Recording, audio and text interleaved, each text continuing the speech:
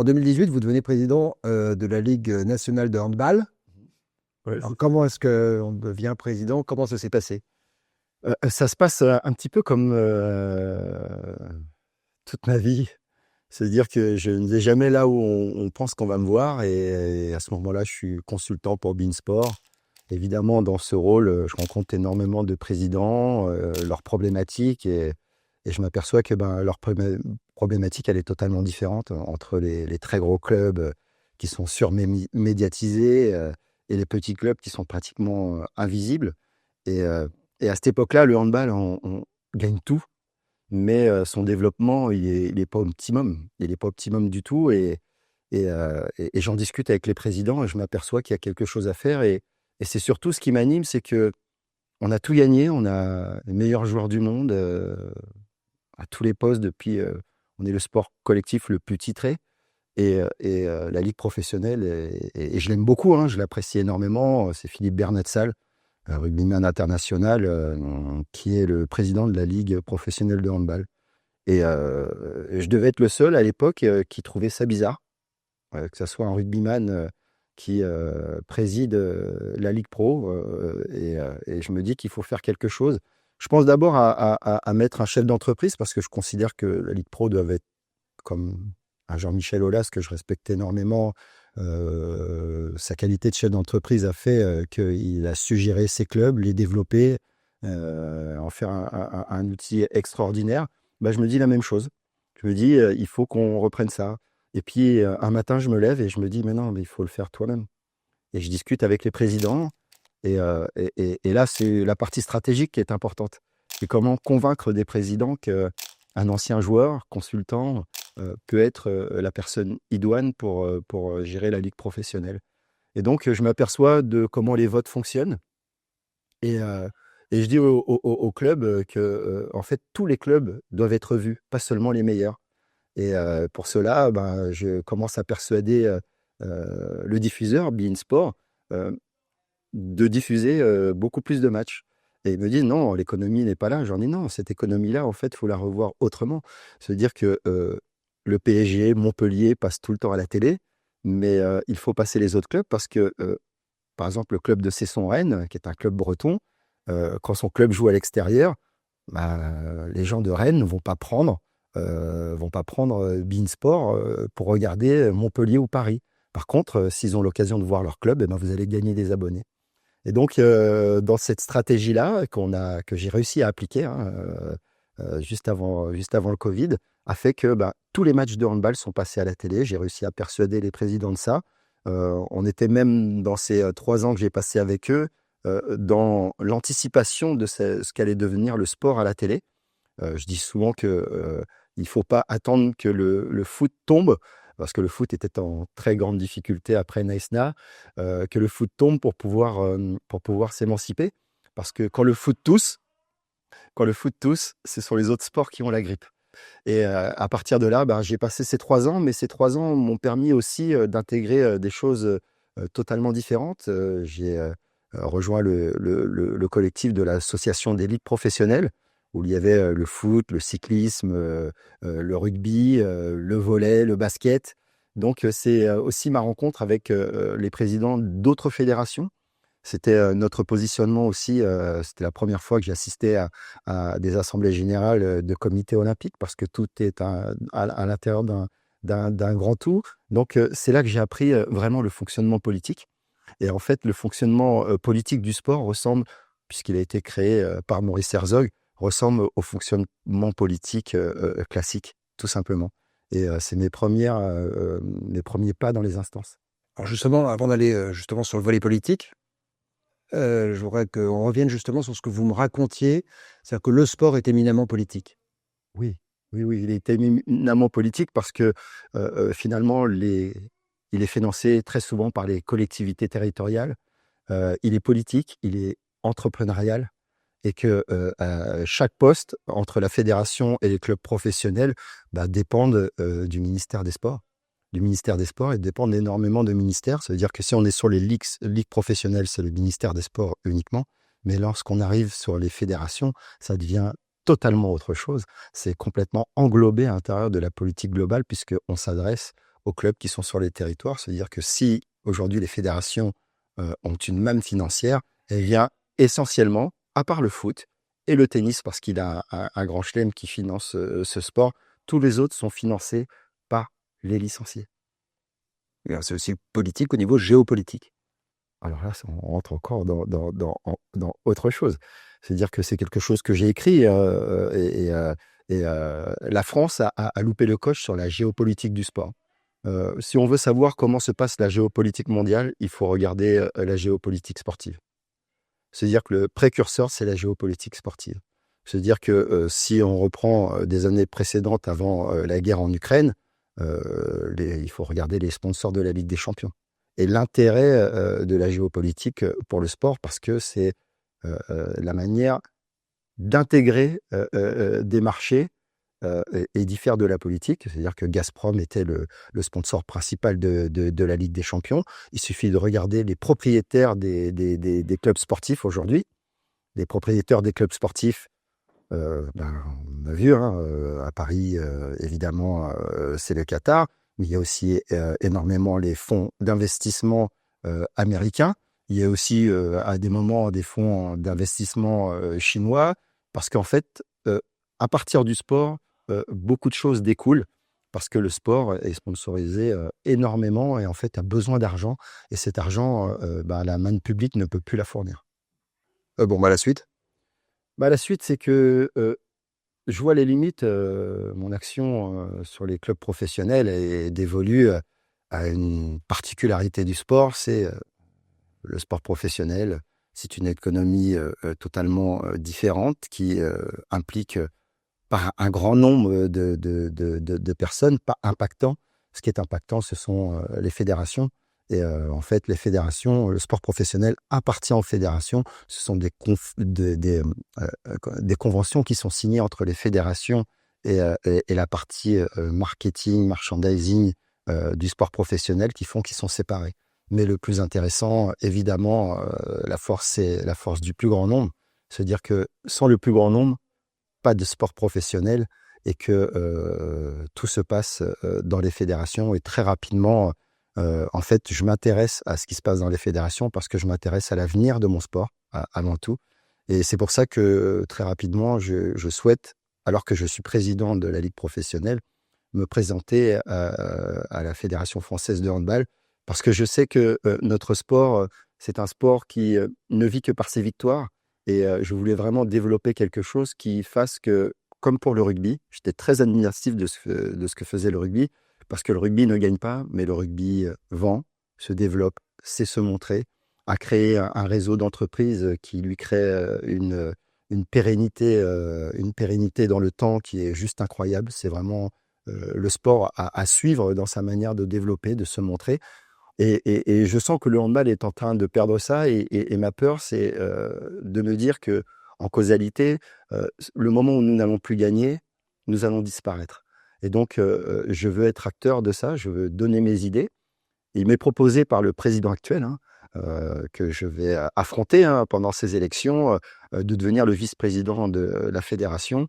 Et pour comprendre ma manière de penser, je ne peux pas aller dans cette direction-là. Et je lui dis, c'est très gentil de me le proposer, mais mes idées sont tellement différentes des tiennes que je préfère perdre.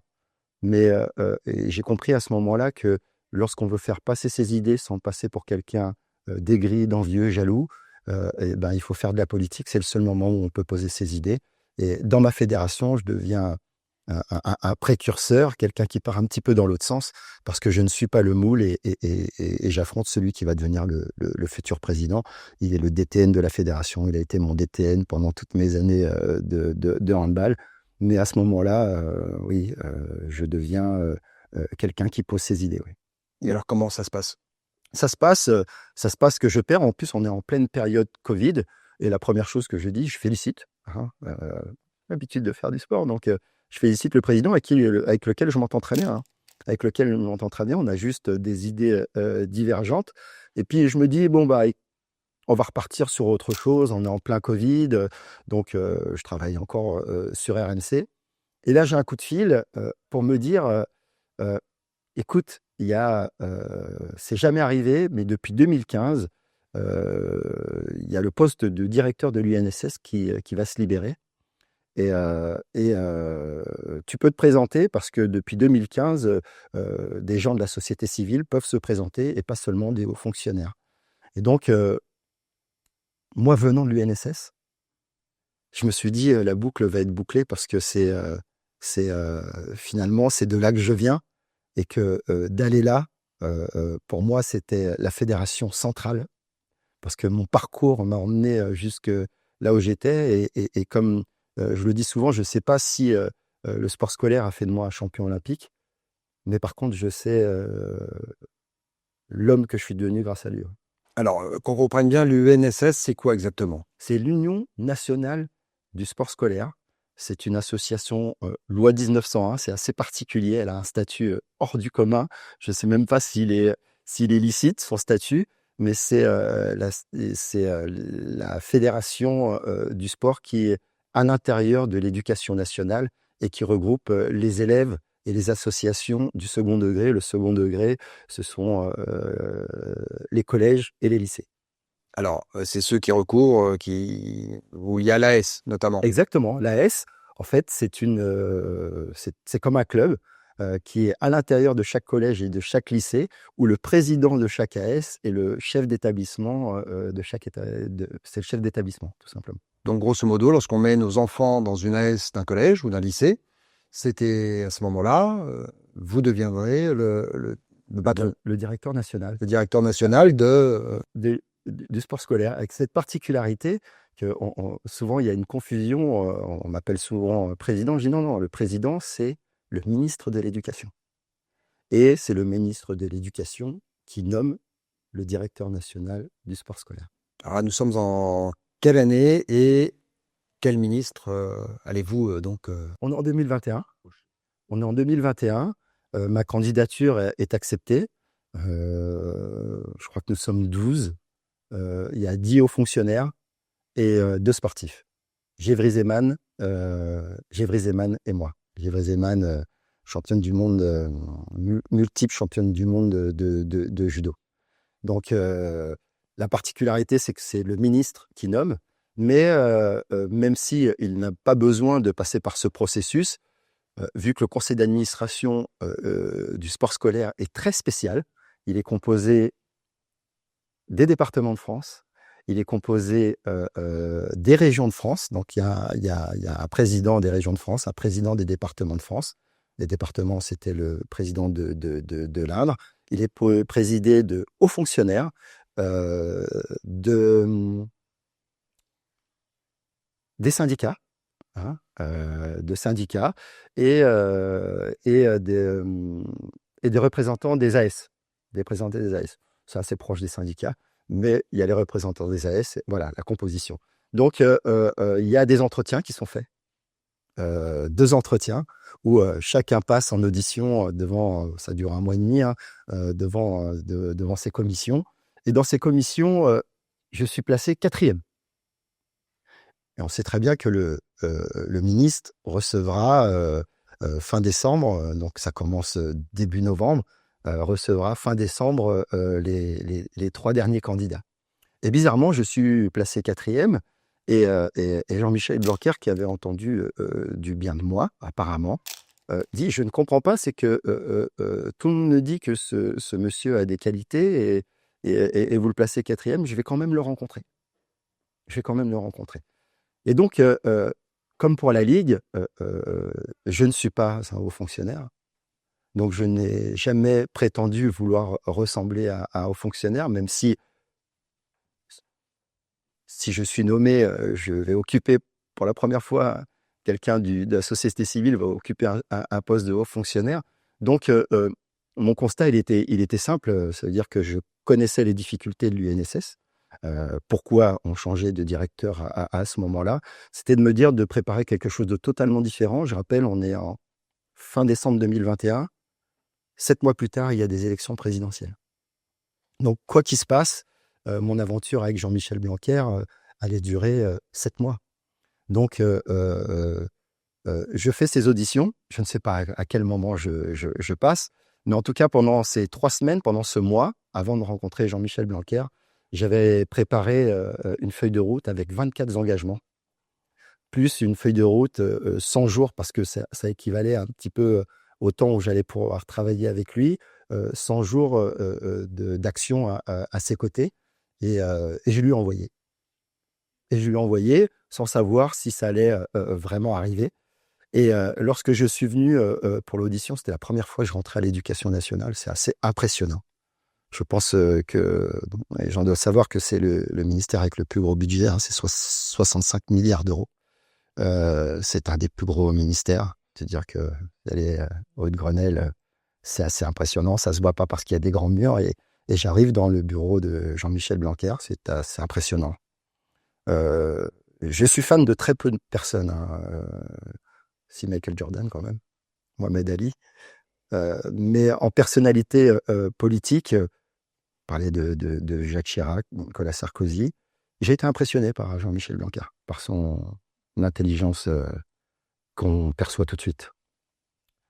Au vu des livres que j'ai lus entre le temps où j'ai commencé à lire Michael Gladwell et cette arrivée en face de Jean-Michel Blanquer, j'ai eu le temps d'éprouver cette capacité à pouvoir lire dans les gens. Et je suis tombé devant quelqu'un d'incroyable et qui m'a déstabilisé. Parce que j'avais écrit ces 24 engagements, j'avais écrit cette feuille de route. Et le soir, je savais que le lendemain, je devais le voir. J'en perdais presque la mémoire de savoir en 20 minutes qu'est-ce que je vais pouvoir lui dire. Et là, il m'a déstabilisé. Il m'a dit, mais monsieur Giraud, parlez-moi de vous. Et là, donc je lui ai raconté d'où je venais, pourquoi l'UNSS, pourquoi je pense que c'est doit devenir un outil de sport et un prétexte de sport et un prétexte à la République surtout. Parce que, on le verra tout à l'heure, il y a 37 000 professeurs de PS. J'ai suivi ce cursus. Ce sont des gens extraordinaires parce qu'en fait, ils ont fait de la psychologie de l'enfance. Et en fait, ils ne bâtissent pas que des sportifs, ils bâtissent de la cohésion sociale via le sport et ça fonctionne vraiment très bien. Et donc, je lui ai raconté tout ça. Et au moment où je suis sorti, donc j'étais le premier à passer. Je me suis aperçu à ce moment-là que j'étais le premier à passer. Et il m'a dit ces mots, il m'a dit Monsieur Giraud, je ne sais pas si d'aventure ça sera vous qui serez choisi, mais nous serons amenés à nous revoir, je l'espère. Et je pars et on est le lundi. Et le lundi matin, il se passe pas grand-chose. Je suis là en attente, il se passe rien. Je me dis bon, c'est mort, c'est pas grave. Le lendemain, pareil, le mardi, il se passe pas grand-chose. Et à 18h, j'ai un numéro que je ne connais pas. D'habitude, j'y réponds pas, mais là, je fais cet effort d'y répondre. Je crois que je l'attendais, ce numéro que je ne connaissais pas. C'était lui en personne qui me dit Monsieur Giraud, j'ai pris cette décision de vous choisir. J'espère que vous savez où vous mettez les pieds. Qu'est-ce qu'il voulait dire par là? Je ne savais pas à ce moment-là. J'étais très heureux déjà. J'étais très heureux. Et je lui dis, en tout cas, soyez assurés de ma loyauté. Et le lendemain, en fait, l'annonce est faite. Donc, elle arrive sur les réseaux. Et en fait, comme je lui ai dit, j'ai été heureux une soirée. C'est-à-dire que le lendemain de ma nomination, il y avait déjà des écrits sur les réseaux sociaux, des syndicats, même des hauts fonctionnaires, sur la légitimité de ma présence à ce poste-là. Qu'est-ce qu'il vous reprochait? On a besoin de le dire. On va partir sur autre chose. On va dire qu'il me reprochait peut-être de ne pas faire partie du sérail. Et que ça ne me gêne pas parce que j'ai toujours eu ça toute ma vie, mais eux ne le savaient pas. Et pour revenir sur ce sujet, on va prendre quelque chose de très simple. On est toujours emprisonné entre deux images de soi. Celle qu'on sait de soi, au plus profond de soi, ses qualités, ses défauts. Mais aussi, il y a une autre image, c'est celle que les autres perçoivent de vous. Évidemment qu'un sportif qui arrive à l'orée des Jeux Olympiques, ce n'est qu'un coup de com'. Mais ce n'était pas ça. Et j'ai toujours dit que je démontre les choses par l'action et pas par la parole. Je crois énormément en la loi de Brandolini. c'est que lorsque vous êtes attaqué, lorsqu'on ment sur vous, il suffit de 5 secondes pour dire quelque chose de faux sur quelqu'un à 10 personnes. Mais il faudra à cette personne, pour rétablir la vérité, plus de 20 minutes, voire une demi-heure. Et même pendant cette demi-heure, il restera toujours un doute. Donc pour répondre à la loi de Brandolini, il faut prendre du temps et il faut répondre par les faits, par des choses concrètes, chiffrées. Et c'est ce que j'ai toujours fait. Mais je pense sincèrement qu'ils ont sous-estimé mon parcours. Ils n'ont même pas analysé mon parcours. Mais je ne me suis pas occupé de ça. Je me suis occupé de savoir déjà comment fonctionnait cette fédération. Je pensais arriver dans quelque chose de quand même bien structuré. Et finalement, je comprends pourquoi à un moment on a appelé quelqu'un de la société civile. À ce moment-là, c'est que tout simplement, il fallait essayer de rebâtir des ruines. Il était dans quel état lorsque vous êtes arrivé? Catastrophique. Catastrophique, on était en pleine période Covid. On ne le savait pas à cette époque-là, mais c'était la fin du Covid. Le nombre de licenciés devait être à peu près de 600 000 licenciés. Les professeurs de PS faisaient des choses extraordinaires. Je ne sais même pas comment ils ont tenu, parce qu'ils faisaient des cours sur Internet aux élèves. Ils ont essayé de maintenir l'activité autant qu'ils ont pu, avec des règles sanitaires à l'intérieur de l'éducation nationale et à l'intérieur des fédérations sportives totalement différentes. Se dire que votre enfant pouvait être interdit de faire certaines choses à l'école et après, il partait en club et il avait le droit de le faire. Donc, on était dans une période un petit peu de flou artistique, mais ça, c'est sur le plan sportif. Sur le plan de l'état psychique aussi des professeurs, ça a été très peu dit. Il était très compliqué, très catastrophique. Beaucoup avaient envie de tout simplement abandonner. Mais on était dans une matière qui n'est pas une matière régalienne. Donc, en fait, souvent, les professeurs de PS sont professeurs de PS par passion. Ce qui commence à se dégrader de plus en plus dans ce que j'appelle les matières régaliennes. Aujourd'hui, être professeur d'histoire, je ne sais pas comment ils font. On a beaucoup de peine pour eux. Ils peuvent être mis en question à n'importe quel moment. Le professeur de français, aujourd'hui, c'est très compliqué. Tout est revu à la baisse. Et le professeur de PS, il faut le savoir, c'est le seul qui passe son CAPEPS jusqu'au bout. Aujourd'hui, on ne trouve plus de professeurs de maths parce qu'ils prennent d'autres directions. Quand on est bon en maths, on va faire autre chose aujourd'hui. Et aujourd'hui, il n'y a pas besoin du CAPEPS pour devenir professeur de mathématiques, ce qui est une catastrophe en soi, mais c'est une réalité. Donc, cette matière avait une proportion à pouvoir perdurer et pouvoir encore se développer. Et c'est surtout, je dirais, elle ressemble un petit peu à ma ville, Vers-sur-Marne, on y en parlera peut-être certainement. C'est une belle endormie et c'est la deuxième fédération en France en termes de licenciés. Qui le sait? Personne. C'est la génération qui, dans une ère où on ne vante que le professionnalisme, ne se consacre à l'engagement. C'est la seule fédération qui a créé le sport partagé où les jeunes en situation de handicap ne font pas du sport de leur côté, ils font du sport avec des valides. L'intégration à l'intérieur de l'école. Ce qu'avait écrit Jean-Michel Blanquer, l'école de la confiance.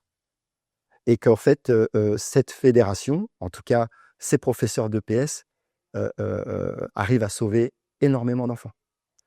La problématique, c'est qu'on avait à peu près à cette époque-là 5 millions d'élèves. C'est intéressant, second degré. Il faut savoir qu'aujourd'hui, nous sommes en 2026, nous sommes passés en dessous des 5 millions d'élèves.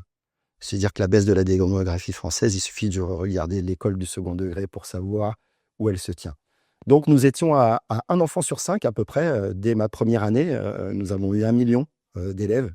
On partait de 600 000, 1 million d'élèves. Et ce qui était intéressant, c'est que aujourd'hui, mon bilan est arrivé. Je suis sorti de l'UNSS en mars, mais mon bilan sur l'année est tombé et on a approché pour la première fois le record d'élèves de l'UNSS, 1 200 000 élèves. Donc un enfant sur 4 engagé.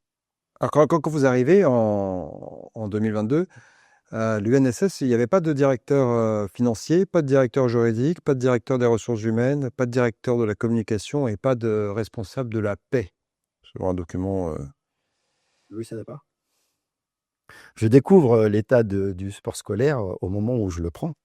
C'est-à-dire que je rentre dans le bureau, j'ai des directeurs nationaux, 12 directeurs nationaux, qui, eux, comme les professeurs de PS, sont complètement démoralisés, très compliqués, avec un management qui a été assez agressif envers eux, donc en souffrance.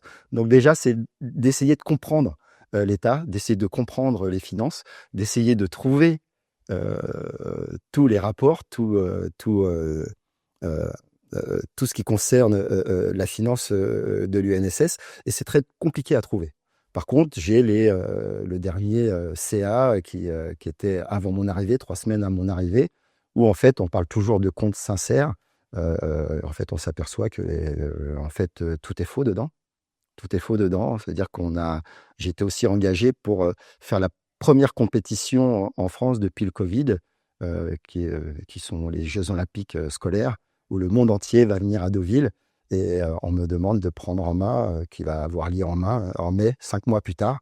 Et en fait, je m'aperçois qu'en fait, tout est vide, tout est à l'arrêt. Donc, je prends mon poste le 6, je pense, ou le 4 ou le 6. Et le 12, je suis déjà sur l'académie de Normandie, là où ça doit se dérouler. Rencontrer la rectrice de Normandie, rencontrer le maire de Deauville. Et je peux vous dire une chose, c'est qu'au début, ils ne veulent pas me parler, ils ne veulent plus entendre parler de l'UNSS parce que rien n'a été fait. Et donc, pendant ces 4 mois, c'est notre savoir-faire, c'est mon savoir-faire d'une autre vie. Et ben, on réalise et on livre cette gymnasiade qui est les Jeux Olympiques scolaires. Et c'est le premier défi. Premier défi parce que aucun appel d'offres n'a été passé. Et que la commande des marchés publics, il y a des temps. Donc, il a fallu lutter. Tout a coûté beaucoup plus cher. Et surtout, c'était un projet qui était parti à sa création à 17 millions. Et on me demandait de le faire avec 7 millions. De faire des miracles. Et ce qu'il faut savoir et qui est très important parce que ça va revenir sur certains mensonges et je dirais même, je dirais plutôt du sophisme qui a été écrit, c'est que en fait, à l'UNSS, il y a un plan national du sport scolaire qu'il faut tenir. C'est-à-dire que tous les budgets, toute la manière de fonctionner est édictée, les dépenses, par rapport à ce plan national du sport scolaire. 2020-2024. Donc, je récupère des dépenses qui sont engagées par mes prédécesseurs. Donc, avec des trous financiers assez singuliers. Je me retrouve à regarder comment fonctionnent les comptes de l'UNSS, c'est-à-dire qu'il n'y a qu'une seule UNSS nationale, mais nous avons énormément de territoires, de régions, d'académies, nous disons, et jusqu'au territoire ultramarin. Et là, on s'aperçoit qu'il y a 700 comptes bancaires qui doivent être gérés par la direction nationale. Donc, il y a 700 comptes bancaires. Oui, 700 comptes bancaires. 700 comptes bancaires, c'est énorme. C'est hallucinant, on ne sait même pas comment c'est possible. Et comment est-ce qu'on fait pour suivre l'argent de 700 comptes bancaires? Impossible parce qu'en fait, on peut suivre l'argent des directeurs académiques, des directeurs départementaux,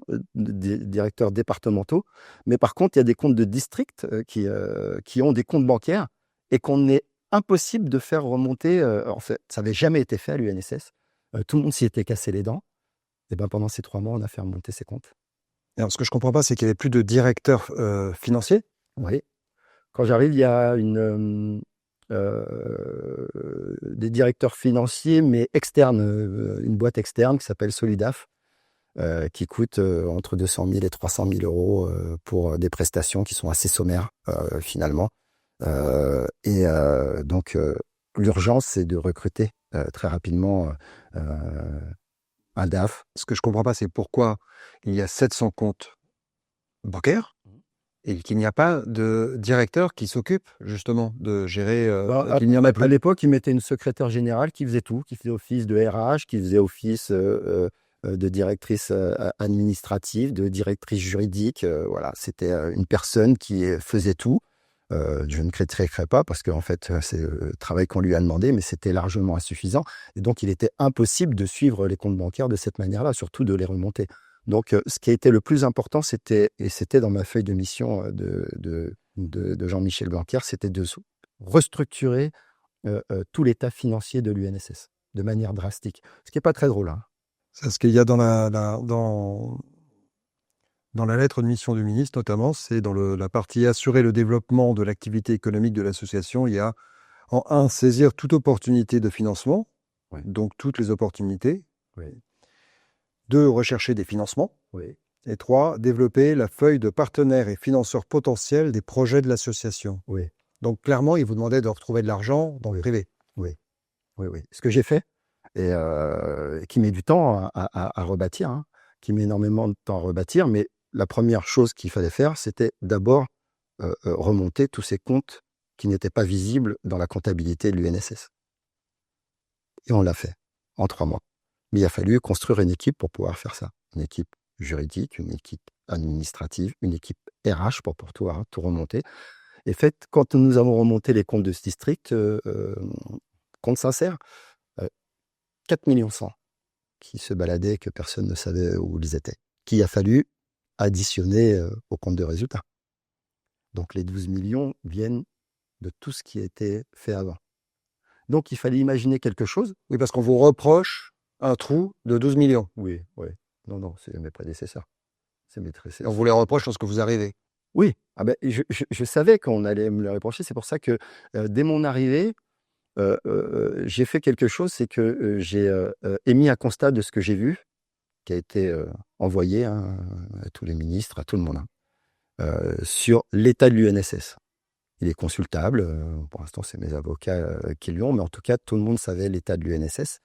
Mais la vraie réflexion, au-delà de là, parce qu'à cette époque-là, je ne pense pas qu'à un moment, je vais être attaqué de quelque manière que ce soit. À ce moment-là, mon idée, c'est avec ce qui va nous rester, on ne pourra plus avoir le train de vie qui a été le train de vie du sport scolaire en amont. En plus, des événements vont arriver. Dès février, il va se passer quelque chose d'incroyable, c'est que la guerre en Russie va démarrer. Et en fait, la plus grande part de notre budget, nous avons 36 millions, elle était de 30%, elle est montée à 50, 55%. Ce sont les transports. En fait, nous payons tous les transports pour les élèves. Et là, l'augmentation du prix de l'énergie a impacté immédiatement l'UNSS. Il fallait vraiment réfléchir à une autre manière stratégique parce qu'à flux constant, de toute manière, nous n'aurions pas pu continuer à avoir ce rythme de vie. Donc, on a réduit des choses de manière drastique tout en essayant de garder cette attractivité. C'est-à-dire que à ce moment-là, le moment où on met toute cette stratégie en place, que je mets toute cette stratégie en place, tout le monde dit: «Non, mais il va dans le mur, il enlève des sports, les élèves ne vont plus s'engager». Souvent, les résultats, on les voit plus tard. Aujourd'hui, on les a. Il n'y a jamais eu autant de licenciés et il n'y a jamais eu autant d'argent à l'UNSS. C'est-à-dire que le dernier CA a fait montre qu'aujourd'hui, bénéfice net de 1 200 000. Alors justement, vous avez, il y a combien de sports à l'UNSS et combien y en avait-il Il y en avait 120. Il y avait des trucs extraordinaires. Il y avait du deltaplane, des choses, voilà, il y avait un petit peu de tout selon les régions. Ils ont plutôt des appétences. Ce sont les professeurs d'EPS qui transmettent leur passion. Et selon leur passion, bah, et c'est très bien, ils les transmettent aux élèves. Donc selon les régions, selon les départements de France, que c'est en Savoie, ils vont faire plus de ski, de trail, de sport extérieur. Il y a des régions qui sont très sportives. Et il y a des régions, si vous allez par exemple sur la Loire, sur Nantes, qui sont plutôt dans le sport participatif, c'est-à-dire que mettre en activité les élèves, ils sont pas dans la compétition. Donc il y a vraiment des états d'esprit totalement différents. Et surtout, il faut savoir une chose qui est très importante, on a l'impression que c'est l'État qui finance totalement l'UNSS. Ce n'est pas le cas. Un petit peu, mais pas le cas. C'est-à-dire que sur 36 millions, le MEN, le ministère de l'Éducation nationale, n'abonde qu'à 4 millions. Donc le reste, c'est les familles qui... Après, il y a une partie qui vient du ministère des Sports. J'avais oublié, dans le conseil d'administration, il y a la direction des sports aussi. Donc, il y a le ministère des Sports également. Derrière, il y a les familles. Donc, c'est un truc qu'il faut garder, qu'il faut perdurer, mais qui est de plus en plus difficile. C'est que la licence de l'UNSS, c'est la licence la moins chère pour que chaque élève puisse avoir accès au sport. Donc, elle est de 20 € à peu près. De 20 € à peu près. Et après, le plus gros financeur, et on en parlera quand on parlera, si on doit parler d'élections municipales, ce sont les collectivités territoriales. Et donc, l'idée, c'est qu'on était déjà en train de voir la baisse des ressources données par l'État aux collectivités territoriales. Donc, par anticipation et par effet domino, on pouvait déjà anticiper dans les budgets prévisionnels la baisse des budgets de l'UNSS. Et complètement inégalitaire selon les départements et les régions. Le département, j'espère qu'ils ne vont pas m'en vouloir, mais le département le plus riche de France, c'est le 92, par exemple. Le département du 92 n'a pas les mêmes problématiques. Mon directeur départemental du 92 n'a pas les mêmes problématiques que mon directeur départemental des Ardennes, où les collectivités locales sont en faillite pratiquement. Donc, en fait, il n'y a pas d'équilibre. Et le but, c'était de construire un nouveau fonctionnement de l'UNSS qui apporte un équilibre à tous. Une chose importante, parce que je parle des départements hexagonaux, il y a une chose que je n'ai pas faite la première année, c'est que je ne suis pas allé voir les territoires d'outre-mer parce que je savais qu'on allait me taxer de prosélytisme ilien. Donc j'ai mis 1 an et demi avant d'y aller. Et ça a été très dur d'y aller. Pourquoi? Parce que c'est... Alors dans lesquels? Parce que je suis allé en Guyane, je suis allé en Martinique et en Guadeloupe. Guyane, Martinique, Guadeloupe, j'ai tout fait en 3 jours. Je suis rentré rincé et j'ai fait La Réunion. J'ai pas pu faire Mayotte parce qu'on était en plein dans les événements. Et j'aurais voulu faire Mayotte. J'ai fait La Réunion et je me suis aperçu que ces territoires étaient complètement délaissés, à la fois sur l'état de leurs infrastructures, l'état de leur financement. Donc oui, s'il y a quelque chose que j'ai appris de manière dure et brutale, c'est que l'école n'est pas égalitaire. Le problème, c'est que je ne suis pas un haut fonctionnaire et qu'en général, on ne doit pas parler de ces choses-là, mais ce sont les choses qui m'ont énormément bouleversé.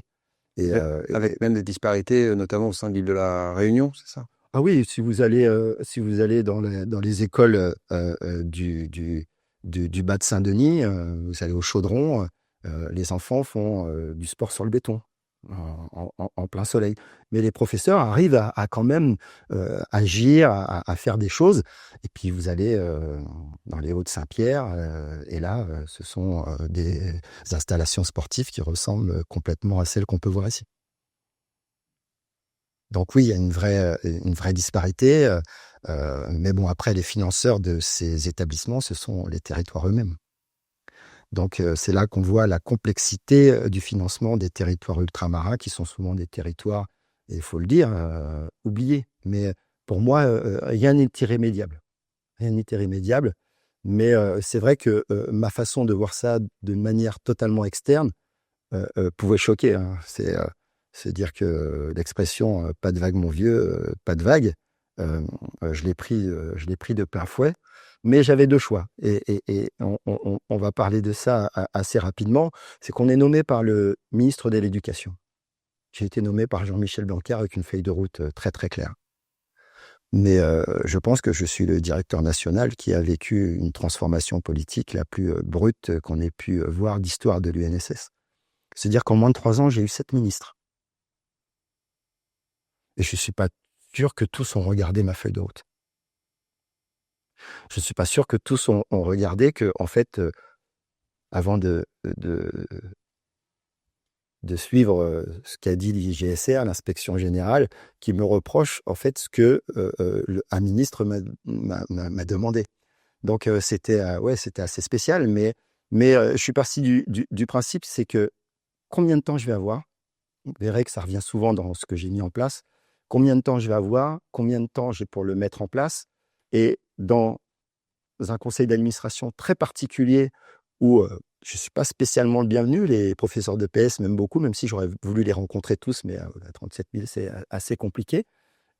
Comment quand même faire passer mes idées? Et mes idées ont été combattues, hein, ont été combattues. C'est assez simple pour savoir comment mes idées ont été combattues. C'est-à-dire qu'il y a des votes au sein des conseils d'administration et des assemblées générales, mais surtout au sein des conseils d'administration. Et ces votes, c'est en général le directeur adjoint de la DGESCO qui remplace le ministre, qui préside à la place du ministre. Ces votes, en général, sont des votes à main levée. C'est toujours été comme ça. Je suis le seul directeur à qui on a soumis à des votes à bulletin secret. Donc la manœuvre était assez compliquée. Et donc dans mon état d'esprit, c'est je ne sais pas combien de temps je vais être là, mais je vais manœuvrer intelligemment pour essayer de faire avancer l'UNSS et d'apporter des choses qui ne viennent pas de ce monde parce que, euh, comme quand je suis arrivé dans le monde des entraîneurs, j'ai été confronté au monde des sachants. Mais ce qu'ils n'ont pas compris, c'est qu'il y a un monde exogène à l'éducation nationale, de gens comme nous qui ont voyagé dans le monde entier.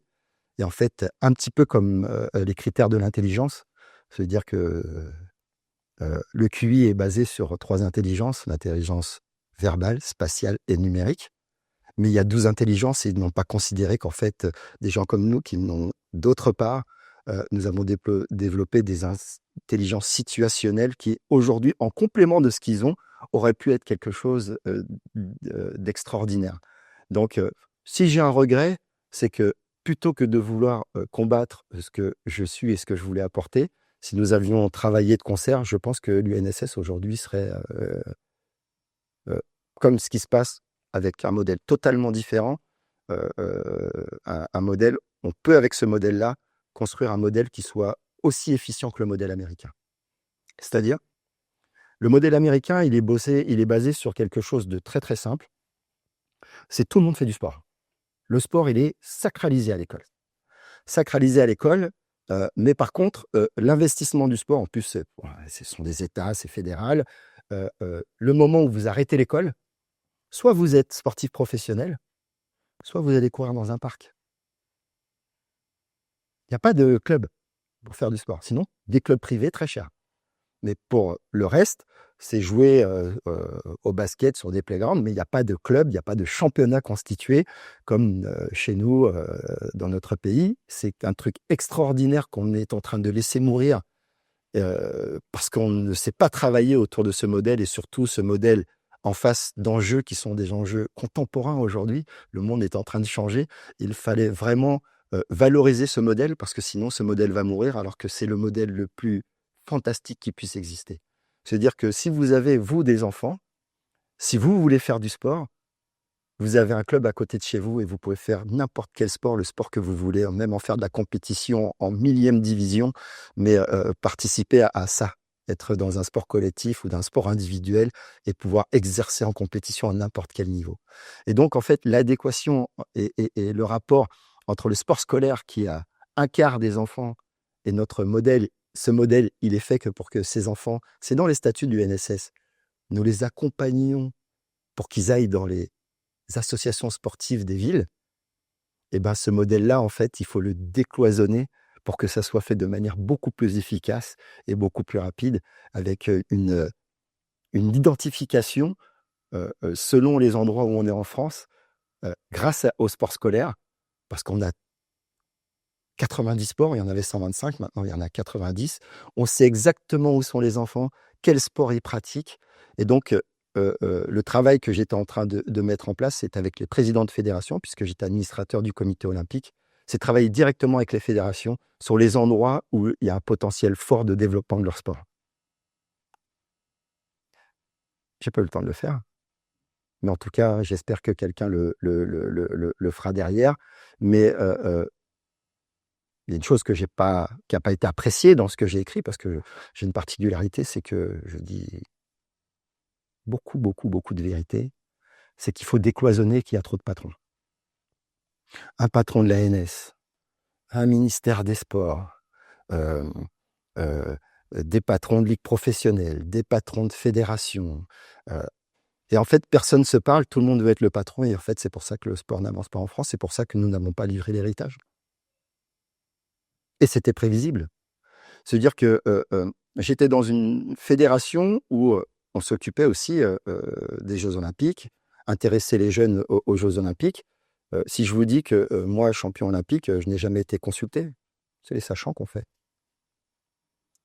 Un problème avec l'administration, peut-être. En tout cas, C'est pour ça qu'il y a une chose qu'il ne faut pas confondre, parce que souvent, il y a un message par méconnaissance, et c'est normal, parce que l'éducation nationale, c'est peut-être un des... je ne reprendrai pas les propos de monsieur, du ministre Allègre, mais il est très difficile de comprendre le fonctionnement général de cette grande maison qui est l'éducation nationale. Claude Allègre disait qu'il fallait dégraisser le mammouth. Je l'ai pas dit, c'est vous qui l'avez dit. Oui, c'est vous qui l'avez dit. Et donc, ce que je voulais dire par là, c'est que souvent, on englobe tous les fonctionnaires, Mmh. et il ne faut pas faire ça. Parce qu'il y a des gens qui s'occupent de vos enfants, de nos enfants. Je ne sais pas comment ils arrivent encore à être motivés, mais ils le sont. C'est une vraie vocation d'être professeur en France. C'est difficile pour eux. Et je ne confonds pas non plus les professeurs de PS, mais tous les professeurs avec ceux qui les représentent. Vous avez été directeur de l'Union nationale du sport scolaire pendant à peu près 4 ans, 3 ans. 3 ans. Quelle est votre plus grande réussite et quel est votre plus gros échec? Vous venez d'en parler de manière assez succincte. Mon plus gros échec, c'est de n'avoir pas pu réussir à convaincre tout le monde. Et on y était presque, j'y étais presque. Ça veut dire qu'il a fallu, budget contraint, il a fallu réduire énormément de choses. C'est-à-dire que nous avions, par exemple, un budget de communication qui avoisinait les 800 000 euros. Je l'ai fait descendre, je crois, à 300 000 ou à 250 000. Dont les prestations qui sont reprochées. C'est-à-dire qu'en faisant gagner de l'argent, on me reproche d'avoir pris sous appel d'offres contrôlés, des sociétés externes qui nous faisaient faire beaucoup plus que ce qu'on dépensait avant. Je trouve ça fantastique. C'est-à-dire que c'est chiffré, il suffit juste d'aller regarder les conseils d'administration. Tous les chiffres sont publiés au journal officiel. Et je m'étais dit en arrivant, parce que c'était tellement simple avec le ministre Blanquer, c'est-à-dire que dès que je faisais passer un message, écoutez, je l'ai accompagné sur pas mal d'événements. Je m'étais dit, je vais pouvoir rencontrer tous les ministres parce qu'en fait, on n'avait que 36 millions. Mon truc, c'était de trouver de l'argent privé, mais aussi de faire entendre aux autres ministères qu'en fait, il fallait faire des passerelles et décloisonner. Parce qu'un enfant qui est en bonne santé, c'est de l'économie sur la santé. Donc, le ministère de la Santé aurait pu abonder. Donc, je voulais parler au ministère de la Santé, parler au ministère de la Solidarité, parler au ministère de l'égalité homme-femme, parce que c'est ce que nous faisons dans le sport scolaire. Mais je me suis aperçu très rapidement que si je voulais parler à un ministre, je pouvais le faire. Donc, j'envoyais via mon secrétariat une demande de rendez-vous à un ministre. Mais si je voulais voir ce ministre, en fait, j'avais le rendez-vous au bout d'un mois et demi. Et au bout d'un mois et demi, j'avais une demi-heure de rendez-vous avec lui. Dans ce demi-heure de rendez-vous avec lui, les sujets, comme on le voit là, étaient tellement larges, tellement de choses à dire que finalement, qu'est-ce qu'il allait retenir de ce que je lui ai dit et comment on pourrait le transformer. Et donc, il y avait tellement de choses à expliquer que dans cette communication, je me suis aperçu que personne ne connaissait l'UNSS et son fonctionnement et sa valeur.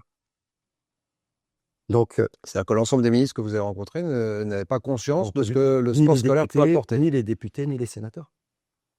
C'est que pour eux, le sport est complètement un loisir. Non, pas du tout. C'est qu'ils ne comprenaient pas l'utilité entière de cette fédération à l'intérieur de l'État, de ce qu'elle apportait à la jeunesse.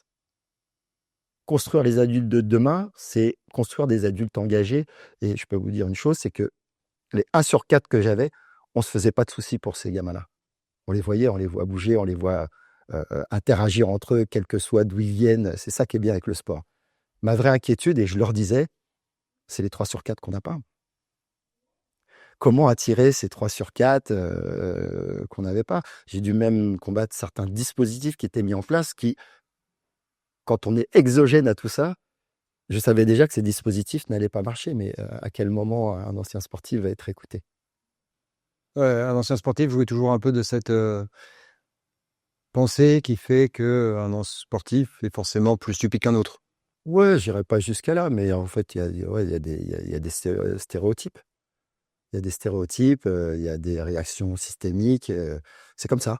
Mais j'ai toujours pris le pas de, comme je disais, de voir la manière dont on me perçoit. Par contre, j'ai rencontré des gens extraordinaires qui croyaient en ce projet. J'ai rencontré dans les dispositifs et dans la feuille de route que Jean-Michel Blanquer m'avait demandé de mettre en place, de faire rentrer du mécénat à l'intérieur de l'éducation nationale et de l'UNSS. J'avais fait ce choix de prendre que des entreprises françaises. Que des entreprises françaises parce que ces enfants demain vont travailler dans ces entreprises françaises. C'est-à-dire que je n'ai jamais compris ce combat contre l'entreprise, alors que l'entreprise, c'est ce qui va faire vivre ces enfants demain. Donc, et ces entreprises étaient prêtes à abonder directement dans le sens scolaire. Donc, on a créé ce mécénat dans tout ce programme Qui faisait partie de la feuille de route donnée par le ministre. donné par le ministre et qui aura ramené entre 450 000 et 500 000 euros par an. Et il était ciblé en plus, parce qu'il y a un programme auquel je suis très attaché, c'est le programme de sport partagé. On a eu des échanges avec Marie-Amélie Lefur, c'était la présidente du comité paralympique, parce que, comme j'en parlais sur le sport scolaire, ce n'est pas que du sport. Ça veut dire que donner la chance au plus grand nombre des enfants en situation de handicap, c'est pour une raison simple. Aux Jeux paralympiques, ce qui est très peu su, c'est qu'il y a 85% des sportifs qui sont engagés sont des gens qui ont eu des accidents de la vie. Les enfants que nous avons en situation de handicap dans l'école sont souvent nés avec ce handicap. Et en fait, on n'agit pas seulement sur les enfants. La première chose, c'est que vu qu'on fait du sport partagé, on agit sur la confiance de l'enfant. Donc cet enfant, quand il retourne à l'école, il est considéré par les autres, il a accompli des choses. Il faut voir des courses de sport partagé. Vous avez la larme à l'œil direct. Mais on agit aussi sur autre chose. On agit sur le bien-être des parents qui ont ces enfants en situation de handicap. Et je ne comprends pas pourquoi ce message n'arrive pas à être perçu. Mais je l'ai compris de manière très très dure sur des événements qui sont arrivés dans le sport scolaire pendant mon mandat. Notamment sur... vous parlez de l'accident de rugby Ouais. avec Mathias Dantin qui devient tétraplégique après un plaquage lors d'un match de l'UNSS à Tarbes. Ça a été un des moments les plus durs et en fait j'ai compris ce que c'est aussi la solitude, si on peut dire entre guillemets, du patron et des décisions difficiles qu'il doit prendre. En décembre, oui, un plaquage cathédral, comme on appelle ça dans le rugby, j'ai vu les images aussi, a plongé un enfant dans le coma, on l'a mis en coma artificiel et il est tétraplégique. Et je suis parti tout de suite assez rapidement dans le sud. Et là, ça a été très très dur parce que j'ai vu un enfant allongé sur un lit, intubé, avec ses parents totalement désemparés. Et là, réflexion, c'est mais comment c'est possible? C'est-à-dire que quand on est parent, on ne met pas son enfant à l'école pour le retrouver sur un lit d'hôpital. Et donc, sans trouver les responsabilités, il fallait changer quelque chose de manière drastique. On a des conventions avec les fédérations. Et en fait, j'ai pris cette décision seul d'arrêter le rugby. On était fin décembre, donc ça permettait de laisser passer la période des vacances. Et donc, on peut pas passer des super vacances. Et tout de suite, me mettre en relation avec la Fédération française de rugby pour changer les règles avec les professeurs de PS, avec les responsables de ce sport. J'avais les directeurs nationaux. Et on a réussi à trouver un accord pour protéger ses enfants. Et la deuxième chose, c'est que en plongeant dans cet accident, on s'est aperçu que en fait, nos enfants étaient très mal assurés.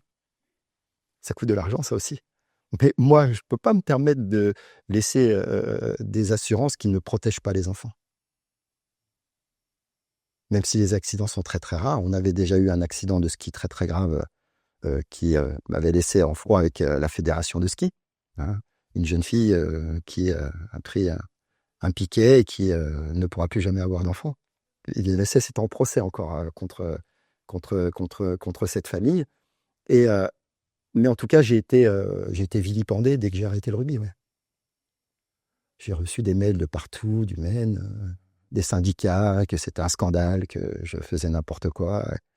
Et qu'au final, aujourd'hui, le rugby est protégé. Ouais. Ce sont des choses simples mais évidentes. C'est-à-dire qu'on n'arrêtait pas, on réfléchit à quelque chose de différent. De différent, qui protège nos enfants, qui leur donne toujours cette envie de faire du sport. Parce que ce qu'il faut comprendre, c'est que l'UNSS n'est pas là pour faire des sportifs de haut niveau. Elle est là pour donner envie à des enfants de faire du sport. Et peut-être que certains d'entre eux deviendront des sportifs de haut niveau. Mais ce n'est pas le but premier. Alors, il va y avoir un article du journal L'Équipe qui va sonner le glas finalement de votre poste à l'UNSS. Vous allez être mis à pied le 10 février 2025 par Elisabeth Borne, qui est donc la présidente de l'UNSS, suite à une enquête sur la gestion et les dépenses de l'UNSS que vous avez pris.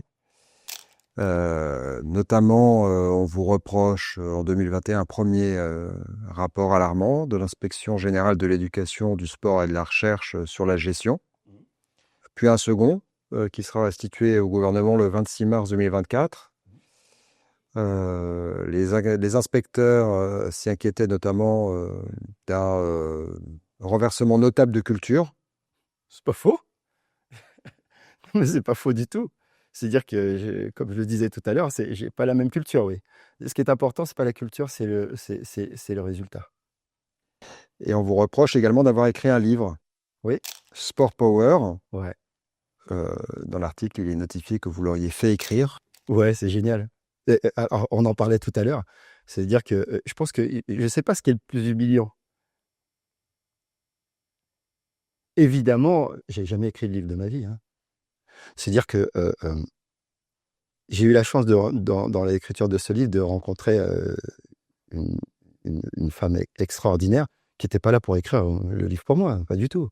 C'est-à-dire que, en fait, pour écrire quelque chose et que le rendu soit bien fait, il y a des gens qui sont faits pour ça. Et en fait, la première chose qu'elle m'a dite, c'est il va falloir que tu ranges ta chambre. C'est-à-dire que j'avais toutes ces idées, mais je ne savais pas où les placer, comment les mettre. Et le seul truc, c'est qu'aujourd'hui, je sais comment on écrit un livre. Vous parlez d'un éditeur. Exactement. Je sais comment on écrit un livre aujourd'hui. Une personne qui va faire l'ordonnancement dans un livre. Exactement, et c'est tout. Mais et là, c'est exactement cette manière de dénigrer qui est dure. Et ce qui est dur pour l'ego, c'est de se dire, donc en fait, ils sont en gros en train de dire que, ouais, bon, de toute façon, celui-là, il ne sait pas écrire. Non, non, non, toutes les idées qui sont à l'intérieur, ce sont les miennes. Ce sont les miennes, on en parle là actuellement, et c'est des idées qui viennent de quelque chose que eux ne peuvent pas connaître.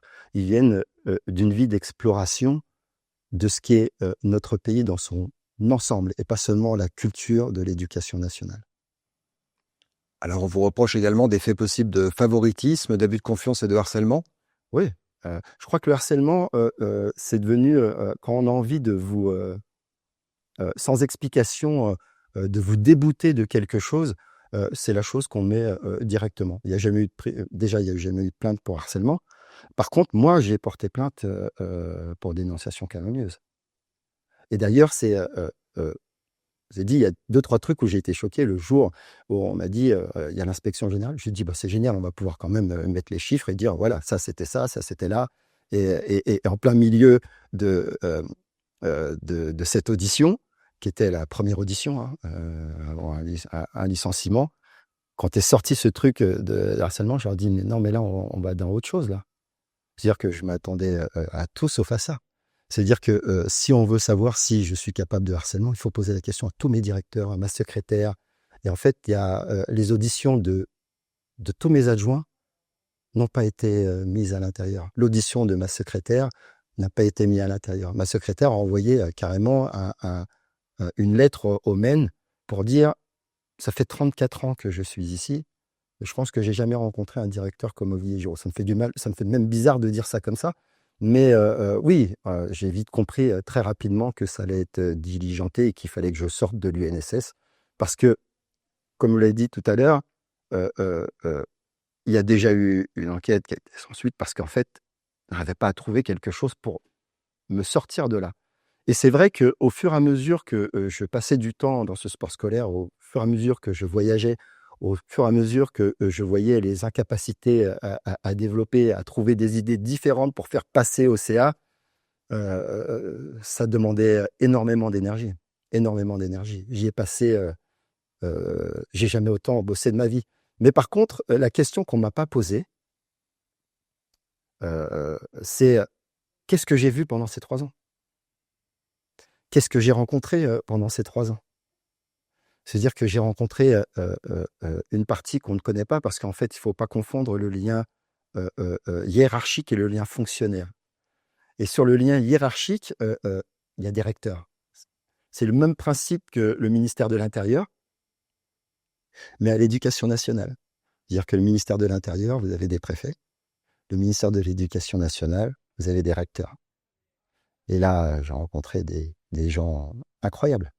Incroyables, qui doivent gérer les académies, qui tournent pas mal.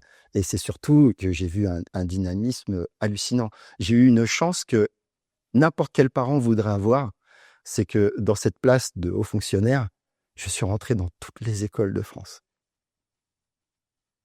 Personne ne rentre dans les écoles.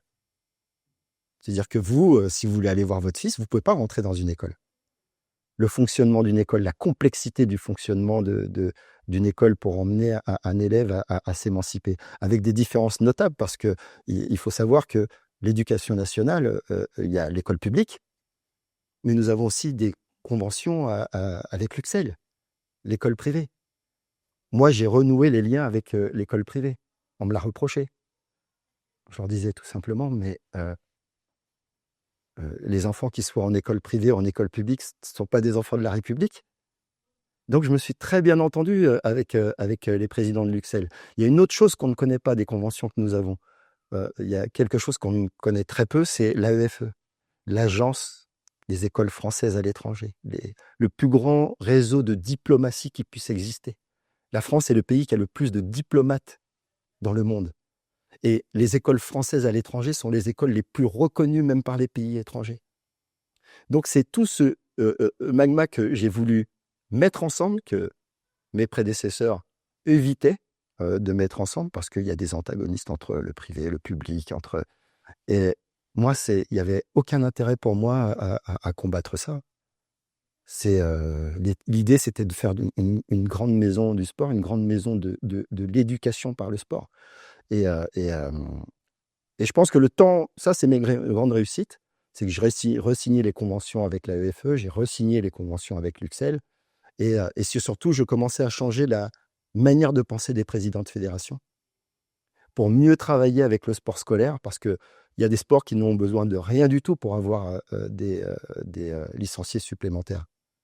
Mais il y a des sports qui ont besoin du sport scolaire pour pouvoir se développer.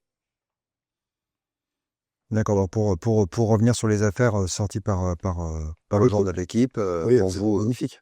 c'est complètement... Ah non, mais ça va passer au prud'homme. Mais le mal est fait. Ce qui était important, c'était sortir absolument Olivier Giraud du sport scolaire. C'est-à-dire que Vous voyez ça comme une injustice, j'imagine. là, en fait, j'avais pas trop de. J'étais attaqué dès le premier jour. Vous y attendiez? Bah oui. On se demandait juste par où ça allait arriver. Mais ce qu'on ne s'attendait pas, et ce que je m'attendais pas, c'est que la violence et le mensonge. Je pensais vraiment que l'éducation nationale, on ne peut pas mentir. On ne peut pas mentir. Et vous savez, ce qui m'a fait le plus mal, c'est quand je voulais faire entrer l'argent privé, les syndicats étaient tous contre moi. C'est-à-dire pas d'argent privé, c'est l'État qui doit payer.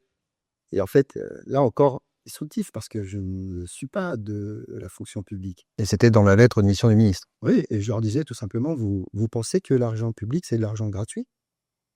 Donc oui, j'ai eu des discours qui ont été assez directs. C'est-à-dire que des fois, ils disent même un discours inapproprié. Non, non, c'est la pensée qui était inappropriée et que, de vu mon parcours, je laisse pas passer des choses comme ça et je suis pas homme de compromis, je suis homme de bon sens. Disons qu'il y a pour vous une forme d'entre-soi dans lequel vous avez été un grain de sable qui finalement. Entre soi, il y en a partout. Il y en a partout. Mais là, l'éducation nationale, c'est pas de l'entre-soi, c'est de la courtisanerie. Justement, parlant de courtisanerie, vous alliez peut-être devenir avoir un poste plus élevé? Ouais. 15 jours avant, ouais, j'ai eu quelques appels me disant si d'aventure on me proposait un poste de ministre, est-ce que je l'accepterais? 15 jours après, l'article de l'équipe est sorti. C'était un coup de fil de qui? Je ne voudrais pas. J'ai rencontré beaucoup de monde. J'ai rencontré beaucoup de monde. Si on parle du livre, par exemple, parce qu'il faut en parler, il est écrit pour une seule chose, parce que je le disais tout à l'heure, il a été écrit pour savoir que tout le monde sache ce qu'était le sport scolaire. Donc, il a été envoyé au président de la République, à tous les ministres afférents, à tous les recteurs, et en fait, et à tous les chefs d'entreprise, pour pouvoir vraiment consolider cette fédération. Laisser une trace et que cette fédération soit reconnue. Les 3/4 m'ont répondu en disant que c'était extraordinaire ce qu'on mettait en place. Que ça soit dans les commissions sénatoriales ou dans les commissions parlementaires, tous ont trouvé que c'était extraordinaire. Et dans l'équipe, c'est assez simple, hein. C'est quel député qui a écrit? Député LFI, c'est ça? Ouais.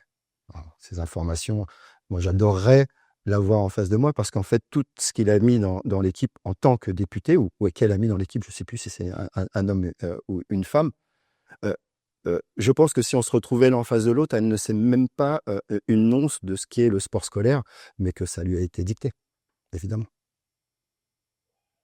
Donc vous êtes en train de dire que les journalistes sont. C'est la facilité, hein. Alors, par exemple, il avait dû être préparé très en amont, cet article de l'équipe. Moi, j'ai eu un appel du journaliste de l'équipe la veille qu'il sorte. Pour le droit de réponse. Parce qu'ils sont obligés de faire un droit de réponse. Donc, être appelé la veille, donc tout était déjà bien préparé. Et donc, voilà, on connaît. Par contre, je lui ai dit une chose au journaliste de l'équipe, je lui ai dit j'adore votre journal. Parce que j'ai été 11 ans en équipe de France, j'ai joué 18 ans en première division. Je pense à, toujours grâce à mes collègues, mais à avoir tout gagné. J'ai jamais eu autant d'articles dans l'équipe de ma carrière. Êtes-vous bien un journal de sport? Ma réponse, tout le monde la connaît. Donc vous avez privilégié encore une fois au sein de l'UNSS le travail en équipe. Toujours, et je le ferai encore. Et il y a une chose importante qui a dû gêner beaucoup de monde, c'est que je vous parlais du plan national du sport scolaire 2020-2024. Malgré des votes à bulletins cachés, j'ai changé le plan national du plan scolaire, qui est un plan national, et j'ai réussi à faire passer que ça soit un plan 1 tiers académique, 2 tiers national. Ce qui permet de justifier pour mes départements et mes académies que les financements soient préservés, que les collectivités territoriales ne se disent pas que l'argent qu'ils donnent, parce qu'il n'y a qu'un seul compte, hein, c'est l'UNSS nationale, part directement au national, pour pouvoir mieux abonder, pour avoir un travail. Et je le pense aussi pour les fédérations. Se dire que je pense qu'il faut partir, il faut retourner le sablier. C'est que pour reconstruire notre pays, à tous les niveaux, il faut repartir d'en bas.